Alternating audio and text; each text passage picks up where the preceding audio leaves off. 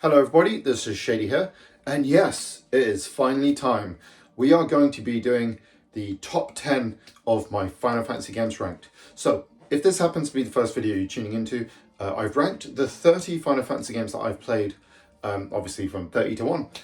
Obviously, I've split this up into three parts. So, part 1 is obviously, from 30 to 29. Part 2 was 20 to 11, and today we're going to be doing 10 to 1. So, obviously, check out those videos if you want, and let's kick things off. Okay, so at number 10, I'm going to be talking about the incredible Final Fantasy XIV, A Realm Reborn. So obviously, as you can see, super hipster here, and I've got the PS3 version. So first of all, I want to give a little bit of history lesson about this game. So originally, this game just released as Final Fantasy XIV, released on PC, was also announced for PS3. It was like a disastrous launch. The game just was not very good at all. That it was so bad that they just had to let people play it for free to essentially beta test the game while they were developing the replacement game. And then obviously they kicked things off with this, which is A Realm Reborn. And oh my god, this is an absolute banger. I'm sure people know this, but obviously one of the big guys involved in this game is Yoshi P, or Yoshida, who obviously went on to eventually do Final Fantasy 16, had a major part of that game. And yeah, he's kind of become one of the main guys in Square Enix now. But yeah, anyway, to the game now itself. So yeah, this is basically an MMORPG. Obviously, this is the second time they've done one. I haven't actually played 11, obviously, that's why it's not on the list, but I played the hell out of this one. So yeah, I actually originally did play it on the PS3 version. So obviously when they relaunched it, it's like a completely different game. And yeah, it's now like become probably one of the biggest games ever, probably Square Enix's most successful game. Yeah, it's incredible. They've done like tons of like other versions as well. Obviously, you got this in the PC version. They did bring it to PS4 later, which is the version I would mainly play. There is a PS5 upgrade as well if you have that version. And then it is soon coming to Xbox platforms as well, which is awesome. So yeah, but anyway, this game is just really great. What I love about this game is like you can kind of play it as a single player game for the most part, and it's got like an amazing freaking story as well. Like for an MMO, I mean, I suppose I'm just not that familiar with MMOs, but like for me, that was the most surprising part. And I think they've even made it now. So when you go into dungeons, because essentially, I'll explain how it works. So for the most part, you're kind of just playing on your own. You're going through the story, doing little missions and whatnot. And then obviously what will happen is if you want to do raids on the field or you want to go into the dungeons, then you interact with other players. Obviously, yeah, you'll have to have teams. And obviously you have party composition. So essentially you'll have your healer, tank, DPS. Those are like the three classes, and then you have variations of that. And then obviously different dungeons will have different ones. So typically, you have, one tank, two DPS, and a healer. That's your basic party composition in dungeons, and then it changes as you go through. And what's really good is it gradually progresses in a way to let you really have a lot of time to improve or learn the game before you even do your first dungeon. And like I said, there's a lot of cutscenes and just great story here, and tons of expansions, and yeah, it's just an amazing game. Obviously, you can't play this version anymore. I was so lucky to get to play this particular version. It is really cool. Like I said, though, yeah, coming to Xbox, and you got your PS5 version and still the PS4 one. There's like the expansion coming out soon, like the 5th expansion, I think it is now. Yeah, and obviously they do tons of like free trials, and those free trials are insane. Like they'll let you play the complete friggin' base game and the first expansion and get up to like level 50 or 60 or something. So you get a hell of a lot, I don't want to swear, you get a ton of game there for free, which is insane. It is slightly restricted compared to a proper account, like you only get one character. I don't think you can change the world, and there's some other things that you can't do within the game, but still, it is amazing. A little bit of warning though, for people playing on like console and the like, you are kind of like, the account is tied to your account, and you can only have one tied to each account, if that makes sense. An account tied to your PSN or your Xbox Live or whatever. And yeah, I've heard the Xbox version is going to require like Game Pass Core, which is annoying because it's also a recurring subscription as well on top of that. But yeah, those are little things to look into. So yeah, you know, it's up to you. And it is cross-play as well between all the platforms. So you can play with all your mates depending on what they play on. But yeah, it is amazing. And yeah, it was kind of a shock to me. I did not think I was going to enjoy an MMO that much. So, but anyway, next up, Final Fantasy 15. This is obviously the Royal Edition of this amazing Amatsu cover, which I just love. And yeah, so Final Fantasy 15 is a really interesting game because it was stuck in development hell for quite a long time. I think 10 years or something. So obviously I've kind of explained this already when we talked about Agito in the earlier episode, or Type 0, what it became. So there was 3 games developed for the Final Fantasy 13 series. It was going to be called the Nova Crystallo something series or something. It was basically meant to be 3 games. We had 13, Versus 13, and Agito. Agito became Type 0. Versus 13 became 15. And yeah, the weird thing is when the game was released, there was delays and blah, blah, blah. Yeah, like I said, originally announced for PS3, then came out as 15 for PS4, but then was also delayed on top of that. Then when it was released, the story was very bare. But yeah, there's been a lot of like DLC and updates and all sorts, and you basically have this version, the Royal Edition, which is the complete edition of the game. I think it's missing episode Arden, but you have to buy that separately. But anyway, what I really like, because believe it or not, I actually kind of enjoyed the game even when I first played it for being a bit more of a bit more rough around the edges.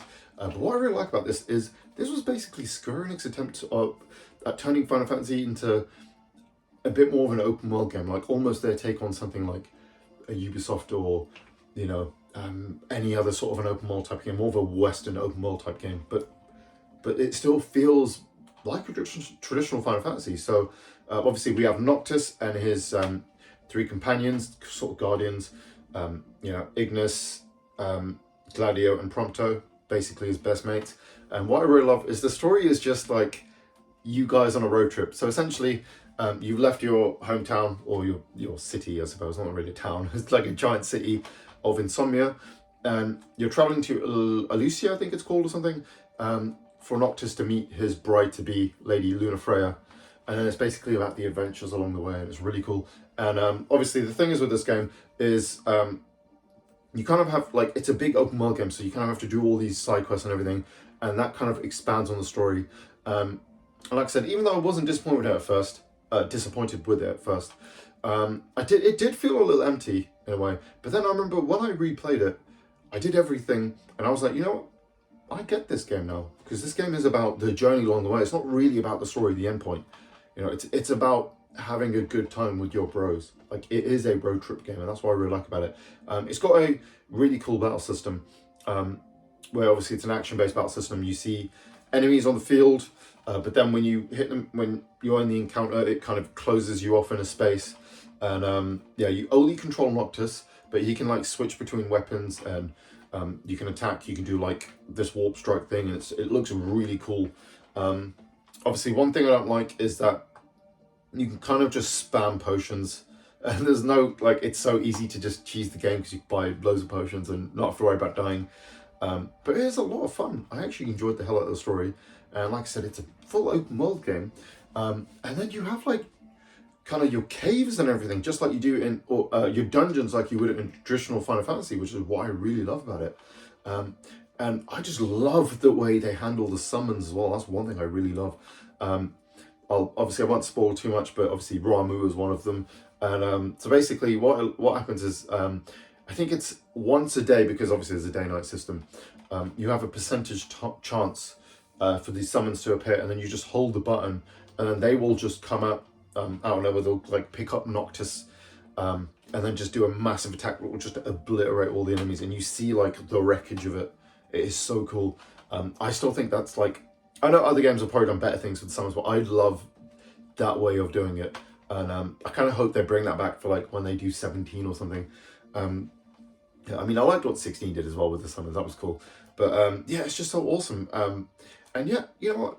With this version out now, give it a try. Definitely worth it. Obviously, you can get it on PlayStation, Xbox, and PC. You may want to go down the PC route if you have a bit more of a powerful PC.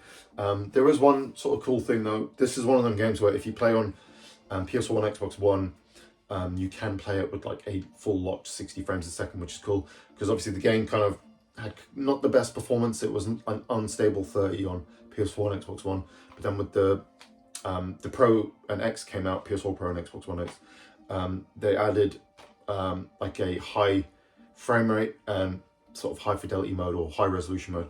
So both of these games, you kind of have like this option where you can do like sort of close to 4K 30 or 1080p 60 mode. And obviously those consoles couldn't quite do it, but when you play on PS5 or Series X, it just sorts it out. So yeah, that's a really cool thing you can do as well. Or, you know, that's a cool reason to pick it up because of backwards compatibility. So, but yeah, solid game. And yeah, definitely give it a try. And yeah, obviously, like I said, it's number 9. Number 8 is Final Fantasy IV. A game that I've just recently done a playthrough of on the channel. So, you know, if you're interested, why not give it a watch if you really want to. If you really want to, that is. And yeah, so this is obviously the PSP version. This is the complete edition where you get the base game, interlude, and the sequel, The After Years. And yeah, it comes with some like cool bells and whistles. I just want to show off my awesome PSP complete edition version. Obviously, this is the best version of the game as well, by the way, if you're interested in wanting the most complete version. I mean, it is called Complete Collection, so it makes sense, right? But yeah, so Final Fantasy IV. So this is kind of like one of the most important games in the series because this is the one that really added like a solid story. So you basically had you know, the previous Final Fantasy games weren't really about the story. They were just kind of like their take on like Dragon Quest, Ultima, D&D, that sort of stuff. Where you created a party of characters in the first game. And you know, you just had the different jobs, blah, blah. But this game added a full story mode, a little bit more linear. But yeah, we play as Cecil the Dark Knight, and he's basically just taken this crystal from Mysidia. But he's thinking to himself, because we see him on the airship after it's been done, and he's kind of questioning why he did this, and you know, he's regretting it, and then it becomes like his redemption arc. But then what happens is he goes back and he speaks to the king about this, and the king basically says, okay, you're fired. You're not the captain of the Red Wings anymore. And then this other guy comes from nowhere called Gulbaz. And then basically he has to essentially try to fight off Baron and take on Gulbaz, and then it sort of goes on from there. But yeah, it's just a really great game. Like, playing it again recently, I was like, you know what, the story is still amazing. The dialogue is so good. You got the pixel remaster, which is the most kind of like perfect to the original game as possible. So if you want that more traditional way, check that one out. And what's awesome about that version is obviously you can take off encounters whenever you want, switch them on and off. And you have boosters up to ×4 for experience and money. So it kind of mitigates the grinding, which you have to do a lot in that game. I was able to power through the game in like 11, 12 hours, I think, using those extra features. So, but yeah, just a great game. Yeah, like I said, there is a multitude of ways of playing this one. You got this version, you got Pixel Remaster, which is on Steam, mobile, PlayStation, Switch, and then obviously you got the original Super Nintendo version, you got a PS1 version, there's a GBA version as well. So there's a multitude of ways of playing this game, and there's really no wrong way of playing it, in my opinion. It's just a solid freaking game. I really love the whole cast of characters and everything, and like I said, it's a solid story as well, and that's the thing that really, like, playing through it again, really hit home that, you know, it's just a great story and it's worth playing. And yeah, that's why it's so high up there, because like I said, I think it's a really important game in the series and a must play for any Final Fantasy fan if you haven't already. Next up, obviously, this is going to be, what was that? Now, number 7 on my list, believe it or not. I know I'm probably in the minority here, but it's actually going to be Final Fantasy 13. Yes, believe it or not, I have 13 this high up on my list. This is an interesting game. So this is very kind of divisive at the time anyway. So people really hate this game back in the day because it is like super friggin' linear. It is literally like going through down corridors, fighting a load of enemies, and then you get a cutscene. You know, I think it has the most cutscenes out of any Final Fantasy game, like a good 11 plus hours just of cutscenes or something like that. You know, I never had an issue with this game. I pretty much liked it when it first came out. So in this game, obviously, you see this lovely lady here. That is Lightning, the best girl in Final Fantasy. That's just a fact, okay? I mean, that's not the main reason why I like the game, okay? I mean, it's part of the reason, but yeah, essentially, as you see there in the logo, this world, we have this world called Cocoon, where obviously mankind has kind of started to live.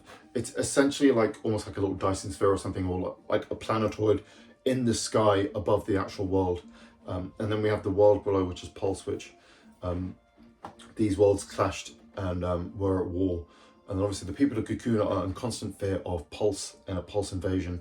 So they've basically, there's this whole thing called the Purge, where people who are infected by Pulse are sent off Cocoon and thrown onto Pulse.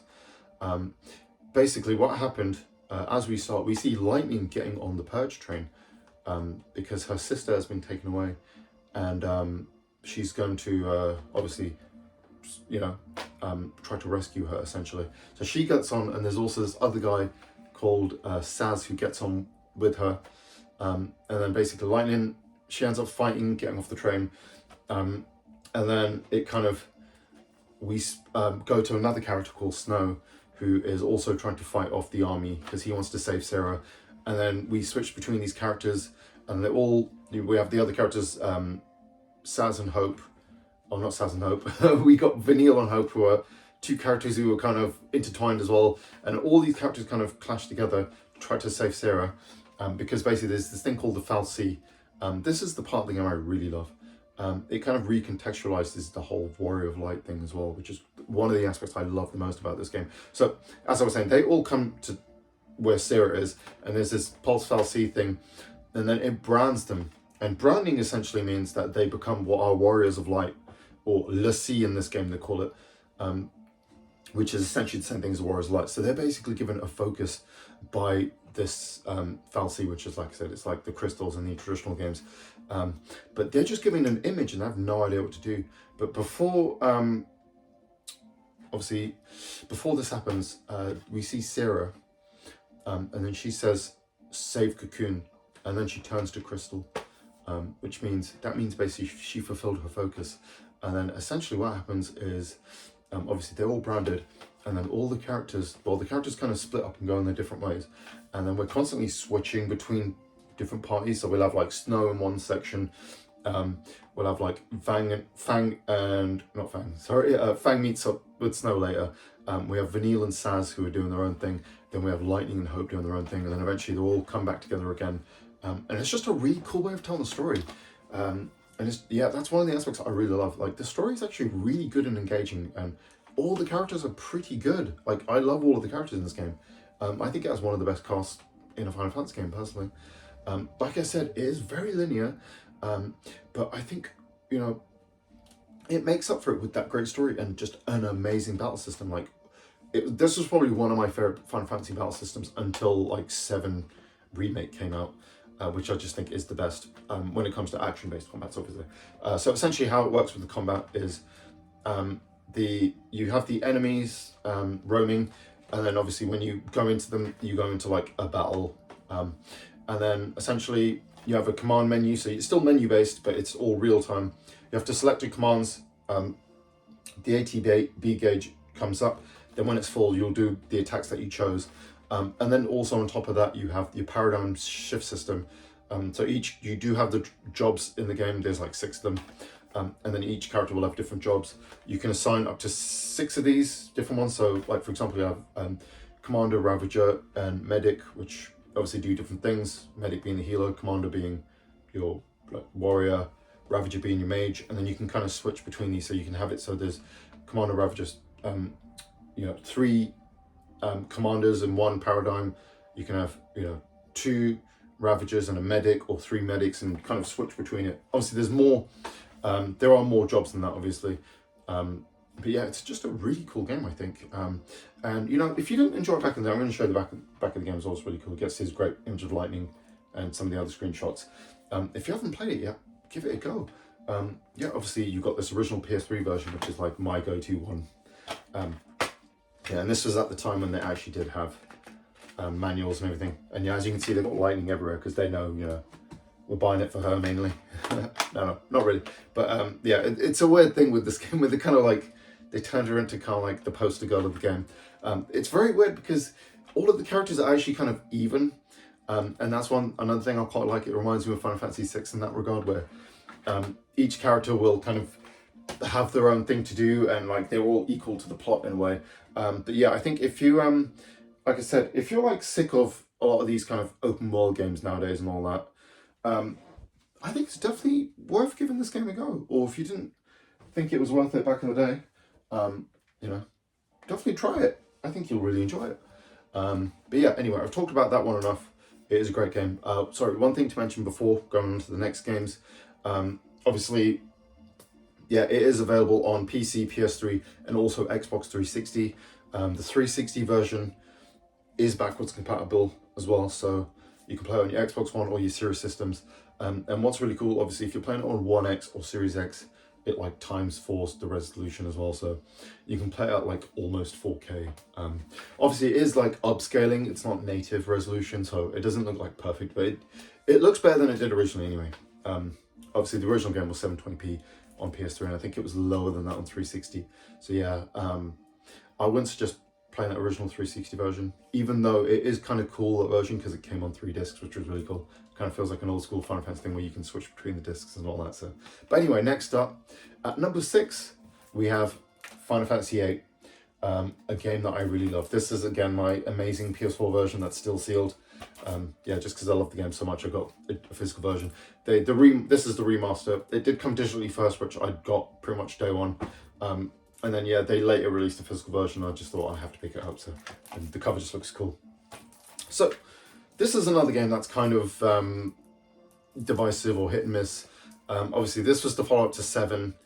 So for a lot of people, they kind of you know, didn't like it because it wasn't 7, and they didn't understand that Final Fantasy is always different every time. And you know, but I think as the years have gone on, it's kind of grown on people. I think people do love it ultimately, but you will still hear people bashing the game. Obviously, it's got some really interesting kind of quirks to it as well. First of all, I want to explain the story. So obviously in this game, we're playing as Squall Lionheart, who's our main character. He's a student at Bellarm Garden, which is essentially a place where they train mercenaries so they can go around, you know, helping out different military situations. The aspirations are to become a seed, which is what they call those mercenaries.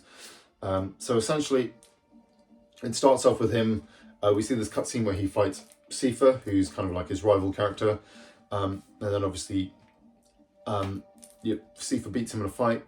He wakes up in the infirmary, and then he's told by his instructor, Quistis, that they have to go to this cave to fight Ifrit, so he can pass. It's like his preliminary exam before doing the seed exam. And then obviously we go into the seed exam, we do all that, and then he ends up getting in conflict with the sorceress Edea, and then it kind of goes off from there.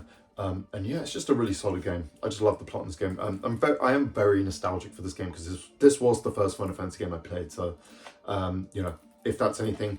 But yeah, I think it's a great game. This is the thing that I think a lot of people don't like, which is the development system of this game, which is the junction system. And the thing with the junction system is, yeah, essentially, you have to draw magic from enemies. So essentially what I mean is when you're fighting an enemy, you have this command called draw.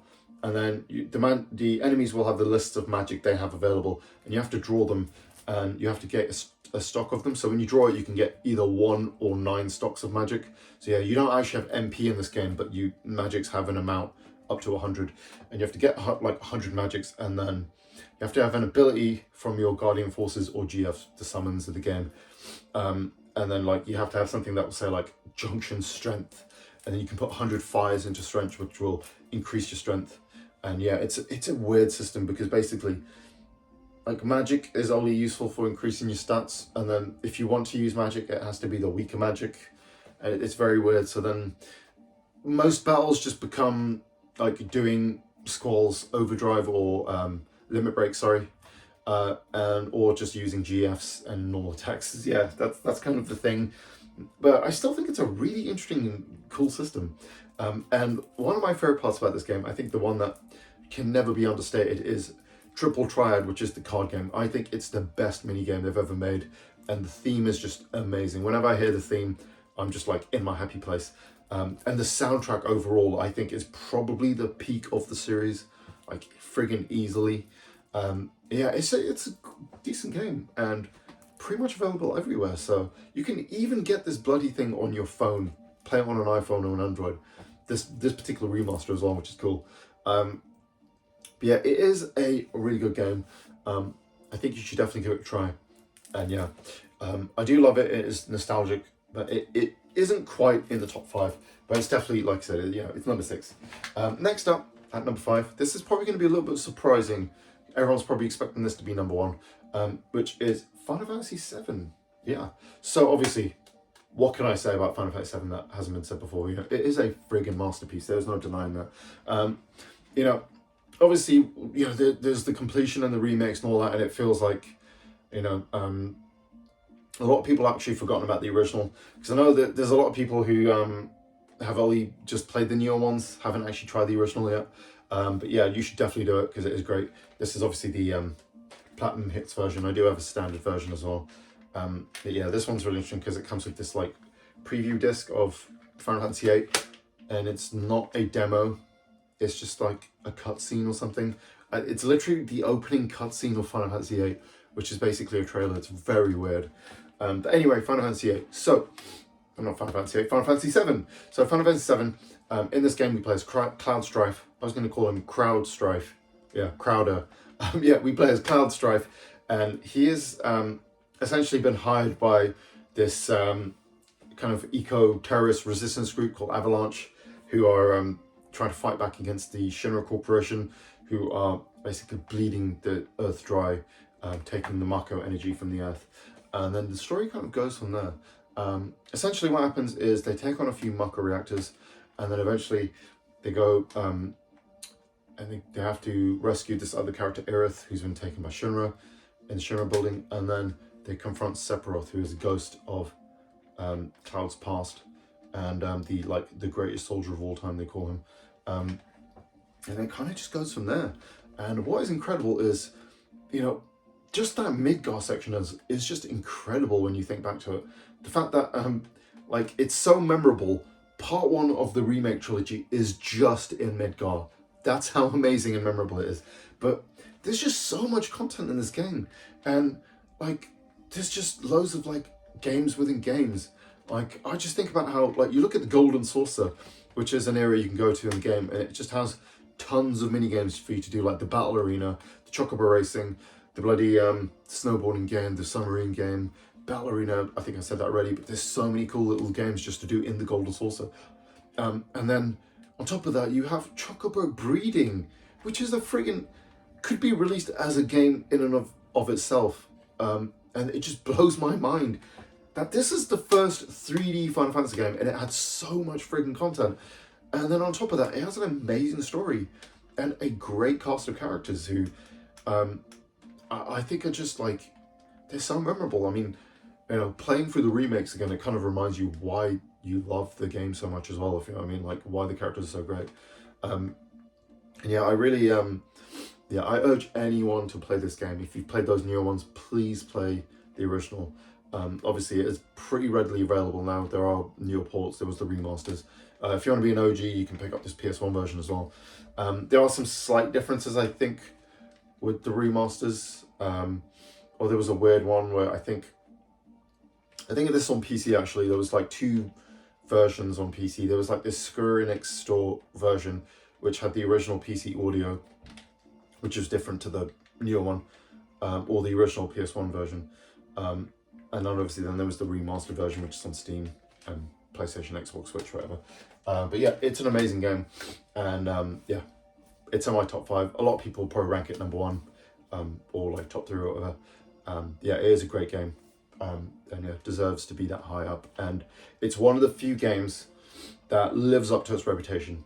A lot of people like to ban the overrated about certain games, but I don't think it is at all. It's definitely worth it. I don't think it's the best Final Fantasy game, but it's definitely up there. Next up, at number 4, this is going to probably be surprising to a lot of people. It's actually Final Fantasy XII. Yes, again, this is the Zodiac Age version. Yeah, this has a reversible cover, so yeah, you have like the traditional cover there, for anyone interested. But yeah, Final Fantasy XII, yeah. Again, on this channel, I have a almost full playthrough of this game. I've gone through the story, I haven't done all the extra bits. I'm sure I'll get back to that at some point. But yeah, this is just an amazing game. Sorry, I just dropped something, so I have to go down and pick up. Whoop, there we go.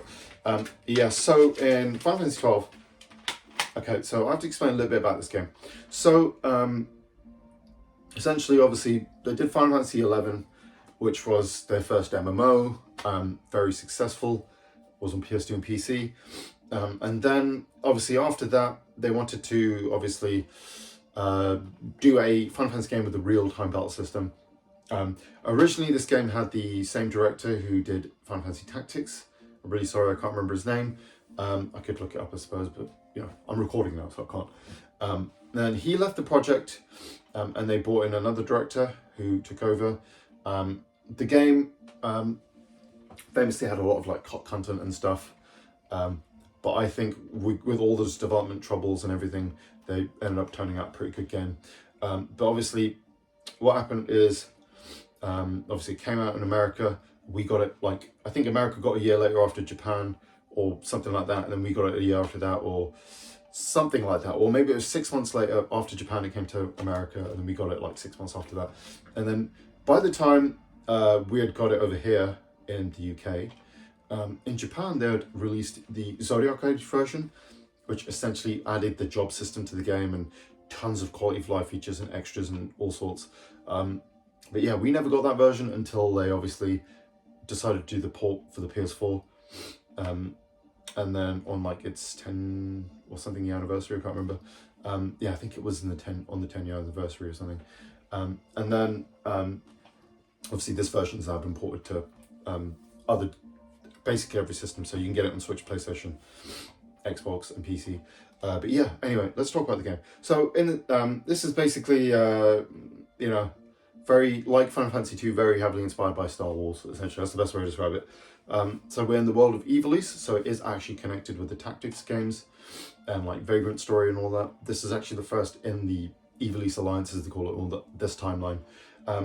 So essentially, we're playing as this young orphan called Vaan, who essentially, him and his friend Penelo were orphans after the war because their city of Dalmasca was taken over by the Empire, who are from Arcades. And then essentially, very similar to Star Wars, this young boy who lives in this kind of desert area, he ends up joining with the resistance group, and then they kind of have to fight off against the Empire, essentially. Obviously, he's just one of the characters. We have an amazing cast of characters. You know, we've got Ash, who's an amazing character. Probably my second favorite Final Fantasy lady after Lightning, if you care. We've got Balthier, who might be my favorite Final Fantasy character of all time now, I think. Yeah, we got Vaan, Penelo, and Bosch van Rosenberg of Dalmasca as well. And obviously, how could I forget Fran, the Vieira bunny girl. Yeah, and obviously, what's really cool about this game is, or what's interesting about the game is, obviously at the time it came out, and the best way to describe this game, gameplay-wise, is it's a single-player MMO. And obviously at the time, that was not a thing. So I think for a lot of people, it was so weird and like different that they didn't get it. And I think a lot of like people who played single-player RPGs, especially Final Fantasy, maybe that if they didn't jump to 11, they probably didn't get the whole concept of an MMO, let alone a single-player one. But obviously, as the years have gone on, I think people understand that concept now. You've got things like Xenoblade and all that now. So yeah, I think a lot, you know, it's a game that I think a lot of people will get. Obviously, it uses like a real-time battle system, and you have this thing called the Gambit system, which lets you set the AI parameters of your party members, and you can let them automatically attack. But then also you can also have a wait mode, so because you can essentially still go in the menus and select your commands independently of your gambits or whatnot. So you can still play it as kind of a turn-based game as well, which is really cool. This version So essentially you have this thing called the license board when it comes to the leveling I'm talking about here. You have the license board, and essentially if you want to equip a weapon, armor, or use a particular ability, you have to have the license to allow you to do it, as well as having the item itself. And then in this original game, there was a single license board for every character, so every character just became homogenized and everything became quite easy. And then in this version, they introduced a job system. So now you have 12 separate licenses, which each one represents a different job, you know, in the Final Fantasy game. So you'll have like warrior, machinist, archer, blah, blah, blah, that sort of thing, black mage, white mage, you know, that sort of thing. And it really adds an extra dimension to the game. And it feels, obviously this version improves upon it more than that original Zodiac version, the international version, I mean, in Japan. And it really feels like the complete game it should have been. Yeah, and one of the aspects I really love the most, or why it really puts over the top for me, is the story and dialogue itself. Like, I think this probably has the best written dialogue of probably any Final Fantasy game. Like, the actual, you know, just the cutscenes and the, you know, interpersonal relationships and everything are so great. And another thing I really like is, you know, this isn't just a game about angsty teens. It's actually a friggin' political drama, and a really bloody good one. You know, and the characters all just feel very real, in my opinion. And there's not very many games where I can say that about, you know. I know Final Fantasy does have well-written characters anyway, but yeah, this game, I just think it's just that extra bit better. And like I said, Balthier is just amazing. He's like basically the Han Solo of Final Fantasy, and the guy's just great. Every time he's on screen, it's just a joy. And yeah, it is an amazing game, and that's why it ranks at number 4 on my list. And obviously at number 3, we have Final Fantasy VI, my terrible looking PS1 copy. I should really get another one. But yeah, Final Fantasy VI, yeah, oh my god, what can I say about this game? Obviously, this was the swan song to the 16-bit era, the final 2D Final Fantasy game. And they went all bloody out, which is, oh, I mean, this is part of why I love the game. They, so obviously, we have like, I think 12 or 13 playable characters in all. You essentially have 2 worlds. You have the, not just, you know, spoiler alert, obviously, you have World of Balance and World of Ruin, which is essentially like 2 different games altogether. You know, you have all these party members, you have so many secret things to do, you have loads of little random side quests, there's a whole like Colosseum Battle Arena section, just so much in it. You have like, each character is essentially, they have their own unique ability, kind of like a job, and then on top of that, you can get espers, which teach characters magic. And yeah, it's just, there's so much to this game. And then you have like the is it the Ruin system, which are essentially just accessories. And yeah, there's just so much in this game, so much content, an amazing soundtrack, an incredible cast of characters. So basically, as you can see here, we've got the Magitek armor here. How the story starts is we're seeing these 3 Magitek armors approach over this like kind of snowy kind of field. Then they enter the city of Marsh, and basically our main character Terra is on one of them. She's been controlled by this slave crown. She's with Biggs and Wedge. They go inside the caves of Marsh. They fight this enemy. They take this, or they try to steal this Esper, which are essentially the summons of the game, and they actually play a big part in the story. This kind of the Esper kind of knocks the slave crown off Terra, and she comes to, and then this guy Locke, treasure hunter, not a thief, rescues her, helps her escape Marsh, and then she ends up helping, she joins the Returners, and then the story sort of goes from there. And yeah, it's just a really, really solid story. And it really is one of the, not just one of the best 16-bit JRPGs, but just one of the best JRPGs, full stop. Yeah, like, this is obviously, you know, one of the early Final Fantasy games I played. Like I said, I started off with 8, then obviously I did like, you know, 7 and 9, and then obviously I went back to these older games, and this was one of the first 2D ones I actually played. And yeah, it's quite the experience, even though this was the first experience I had, which isn't the best version, because there's a lot of loading times it adds every time you go into the menu battles between transition screens at all. There's like a long loading time, which just doesn't exist in all the other versions, like the Super Nintendo or GBA Beyond. But yeah, it's just a really good story. All the characters, for having as many playable characters as it has, you know, most of them are very fleshed out. It's very funny and very dark, and it manages to cross all of that so well. It never feels kind of disjointed or out of place. And one of my favorite parts, again, like I said, spoilers, is essentially halfway through the game, the villain wins. He gets his way. He basically becomes a freaking god, and he's just in this tower. And then the second half of the game, we start off as Celeste, who's not even the main character. Terra is the main character. And then we have to basically go around the world. So it's almost like a friggin' pseudo open world game on the Super Nintendo, where we have to go around the world recruiting all these characters. Or, you know, all we need is 3 characters, and then you just go fight the main villain in his final dungeon. Like, that blows my mind, like, to this day.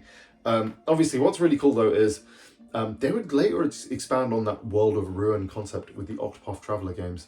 Obviously, they are also inspired by Live Alive as well, or Live Alive. But yeah, if you've played Octopath or any of those sort of 2D HD games recently, or like, you know, just a Final Fantasy fan and you haven't got to them yet, please give this one a go. It is a freaking masterpiece. Yeah, that's all I need to say about it. It is amazing. Number 2 on my list, you can probably guess. There's only a choice of 2 games now. Well, I've played all the mainline ones anyway. But yeah, it is Final Fantasy IX. And yes, this game is incredible. This and the next game are very, very close. The next game just barely beats it out. But yeah, Final Fantasy IX, like we were talking about with 6, you know, being the final 16-bit JRPG, this was their last game, or Final Fantasy game for the PS1 era. And this was actually what became Hinorobu Sakaguchi's final game as a director in the Final Fantasy series. And yeah, what I really love about this game, so I'll talk about the story first. So obviously in this game we play as Zidane, or Zidane, however you want to say it, who is essentially, he's a part of a theatre troupe, who are also kind of thieves as well. And they're on this mission where they have to go to Alexandria, and they have to basically steal this princess, and they're sent by her uncle to do so. It's very funny, and there's this like amazing opening kind of heist sequence, which is so cool. And then obviously we eventually find the princess Garnet, and she actually wants to be kidnapped herself, which is really cool and very helpful. And then basically from there the story kind of unfolds. And yeah, I don't want to spoil too much because I think you really need to experience the game. And it's just so great. What I love about the game is it has this really cool kind of art style. You can kind of see the screenshots on there. Yeah, it has this really cool kind of almost super deformed art style, where the kind of the head's a little bit bigger than the hands. And you have loads of different creatures as well. You've got like the rat people. You've got like, you know, I think mole people. I don't even know if they are. I think they are mole people.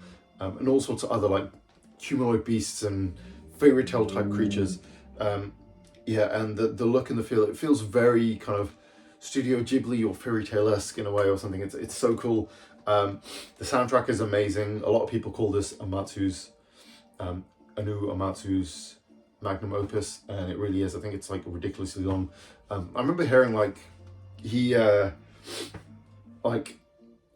basically locked himself away for like months on end just to like record and do crazy long sessions. Like it almost killed him doing the soundtrack for this game, but it is a friggin' masterpiece. Yeah. What is so great about this game though, like I was saying, it has kind of like the most allusions to previous games.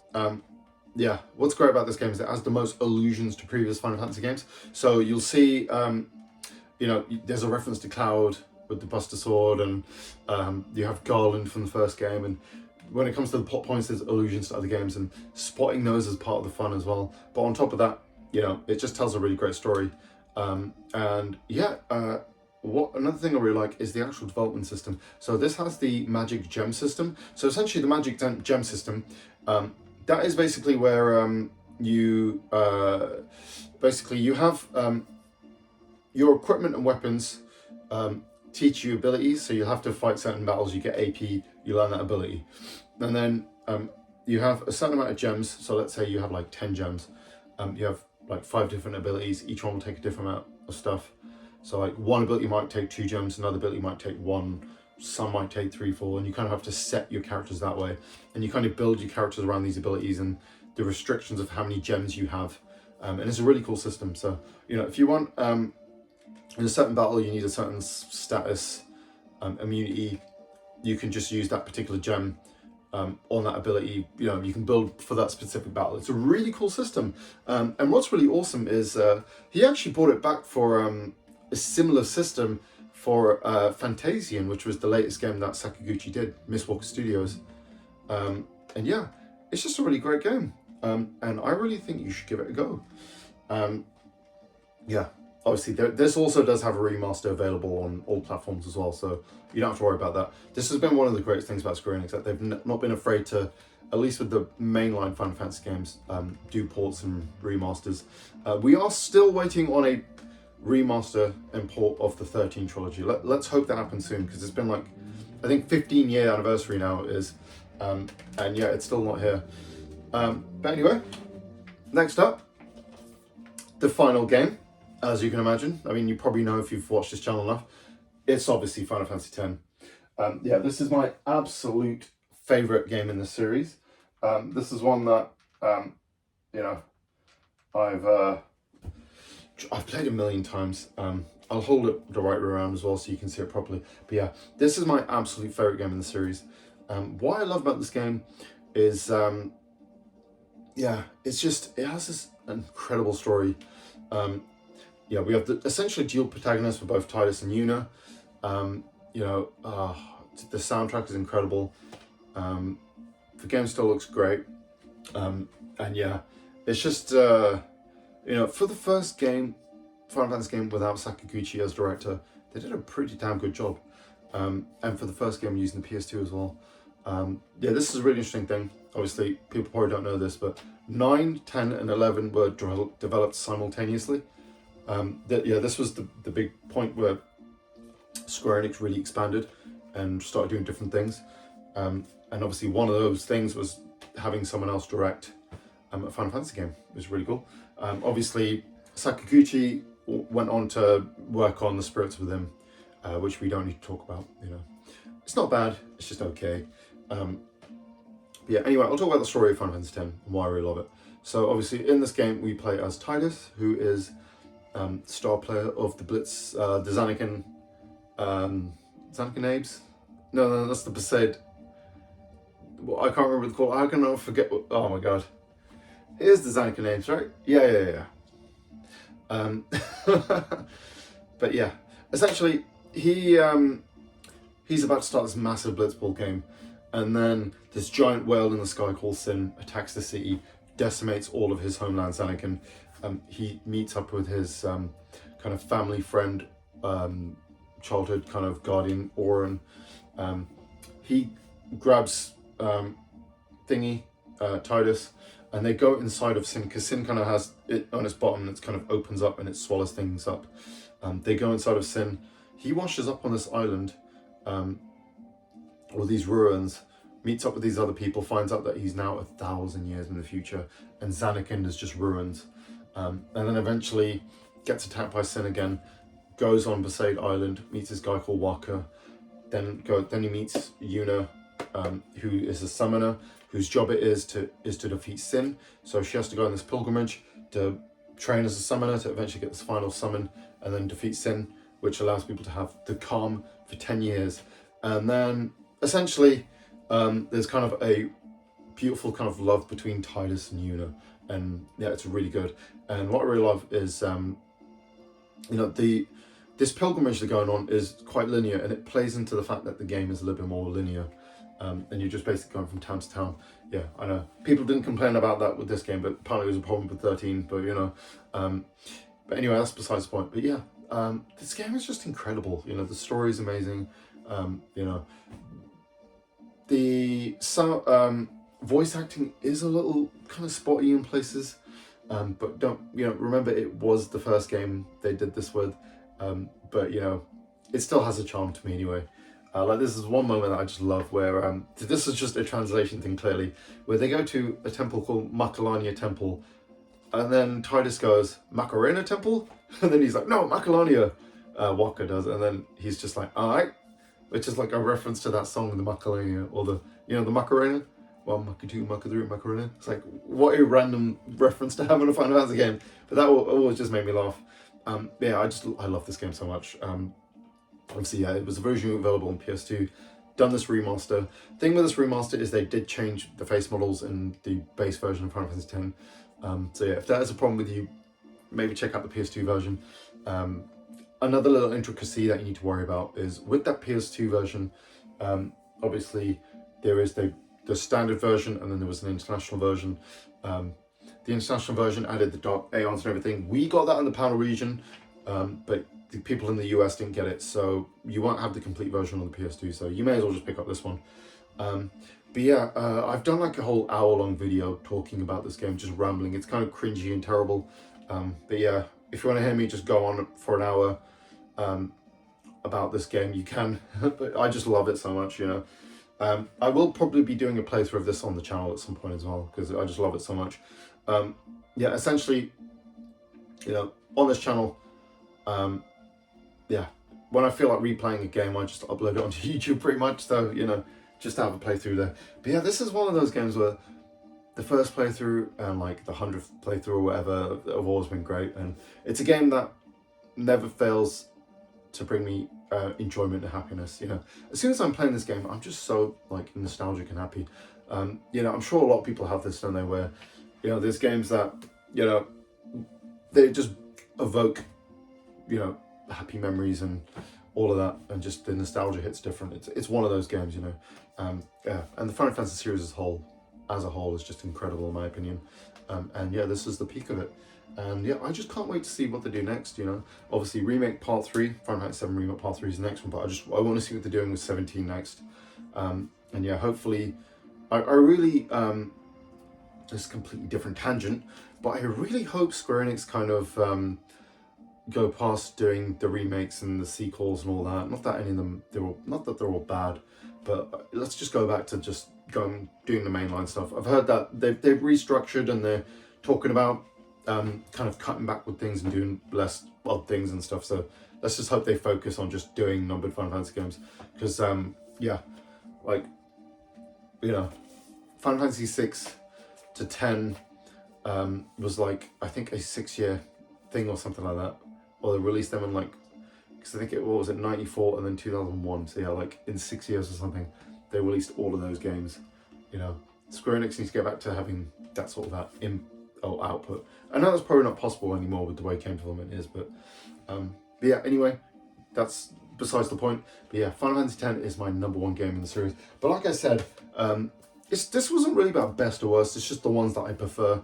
And yeah, thanks for tuning in and listening to this, sort of me just rambling about these games that, you know, I love. And yeah, if you did manage to watch all this, or you stuck around, thank you. You know, please consider liking the videos, subscribing, all of that. Obviously, I'm a hobbyist YouTuber, just do this for the fun. But, you know, I do appreciate anyone subscribing. This channel, though, is basically all things gaming. So, you know, I do Let's Plays, I do discussion videos, news stuff occasionally, you know, top 10s, collection videos, rankings, all sorts. So, yeah, if you did enjoy this video, please consider, you know, subscribing. And hopefully I'll catch you in the next one, whatever that might be. Have a great rest of your day.